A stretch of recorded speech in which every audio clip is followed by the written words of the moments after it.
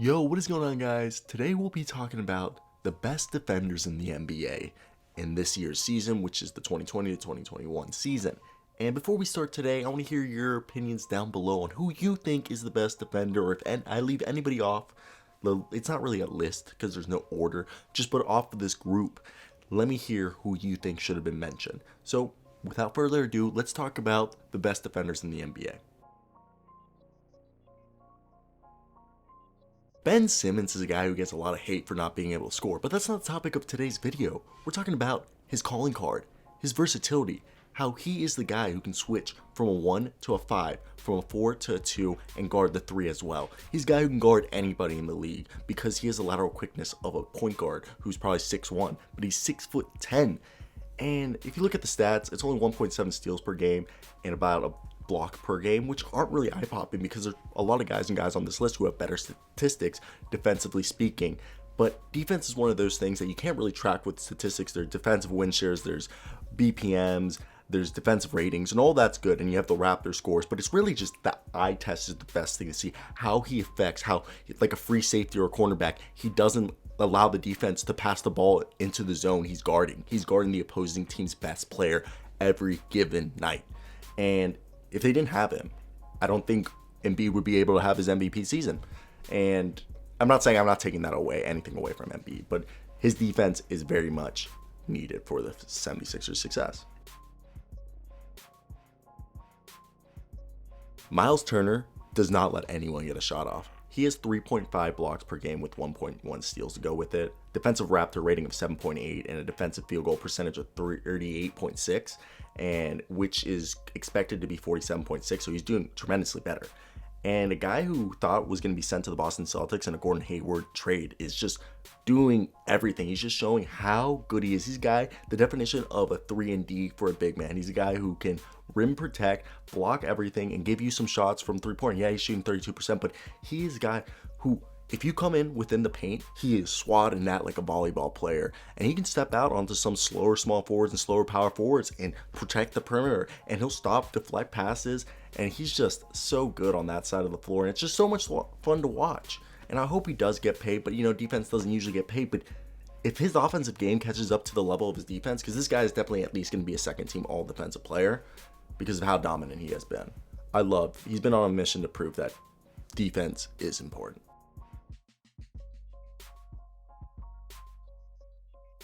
Andrew Wiggins has reinvented himself, and Steve Kerr uses Andrew Wiggins in a plethora of skill sets, but this man is pretty much leading, I believe, every player that isn't a big man in blocks. He's averaging 1.2 blocks per game and about a steal a game, and man, he's guarding people like Kawhi Leonard, Paul George, LeBron, and the 6'8" forward is guarding players from 1 to 4 positions, and the small forward, shooting guard, power forward. It's just so much fun to watch him, and he's being used in different skill sets. And if you're going for a layup or anything on the inside as a guard or a wing, just be ready to get blocked by Andrew Wiggins.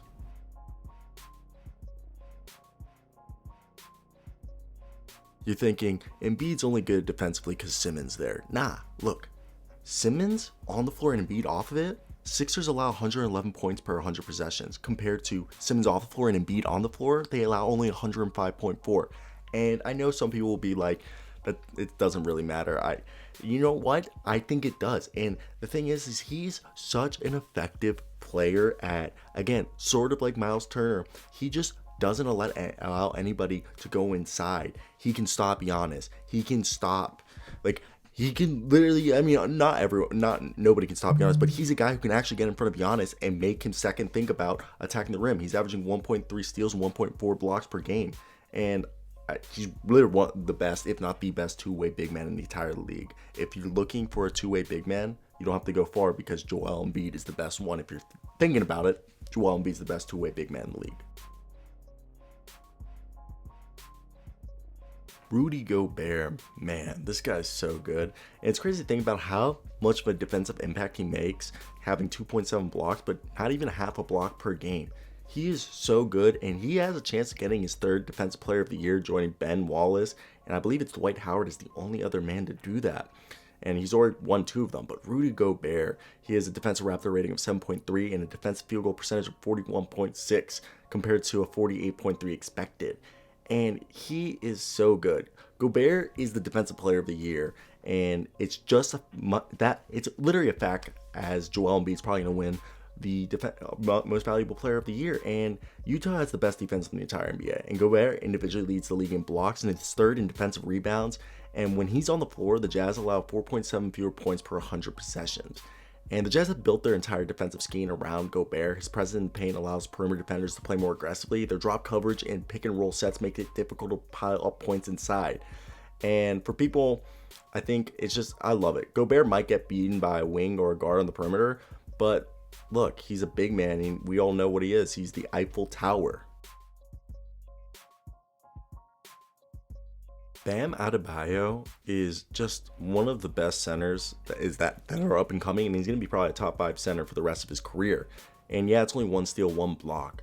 But the thing that pops out with him is he's not just a solid rim protector who can anchor a defense from the paint, but he has the athleticism to go out to the perimeter and hang out with some guards and wings and be a good guy. For his career, he averages 1 point steals and 1.3 blocks per 75 possessions. Draymond Green literally came back from the death, or the dead. And obviously he's not a defensive player of the year candidate like he used to be, but he's just a really trusty guy who can switch on 4s and 5s and some E3s who are slower. And when he's on the floor, the Golden State allowed 3.1 fewer points per 100 possessions. And that's awesome. And he's just so much fun to watch, and it's great to see him out there. Giannis might not be putting up the numbers like his defensive player of the year numbers last year, but he still has a Raptor rating of 0.6 and a defensive field goal percentage of 44.4. And he has a 7'3" wingspan and guard-like explosiveness where he can go and guard big mans, 4s, 3s, 2s, 1s. There's nobody he can't defend. Sort of like Ben Simmons, and he has more defensive tools. It's just, I feel like sometimes he just gets overzealous or kind of deviates from the scheme, and he just kind of gets blown. He just kind of gets too greedy, and he just bites too much, and he's just try to do too much at like when he doesn't need to. But he's still great.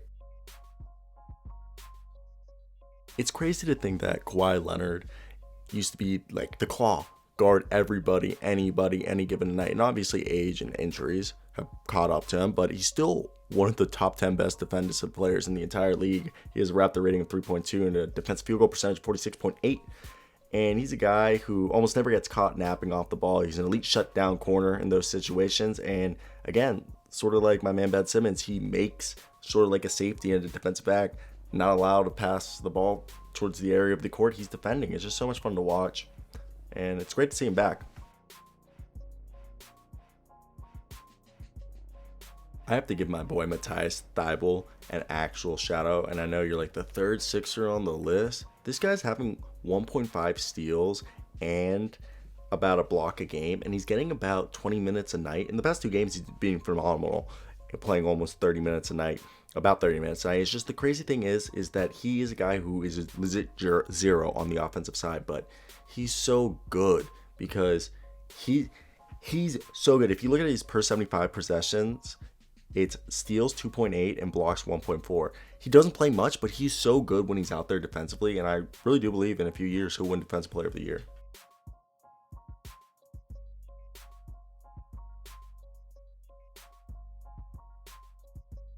Marcus Smart, God, he's just a little hamster of energy. He is literally the Swiss Army knife of the NBA, and he's tied for third for steals per 75 possessions over the course of his entire career.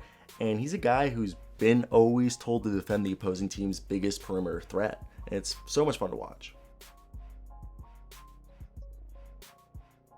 Royce O'Neale, got to give my Utah Jazz guys. He's a guy like Marcus Smart who defends the opposing team's best perimeter threat every night.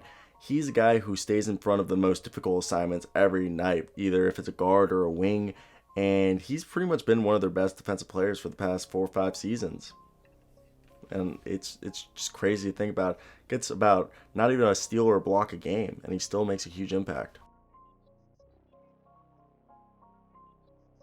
And the last one, DeAnthony Melton. Man, this guy's had a career and he's found his place in the NBA. And I'm happy for the kid. I'm happy for the kid. It seemed like he wasn't going to make it, but he is only in his third NBA season. He's a game-changing perimeter defender.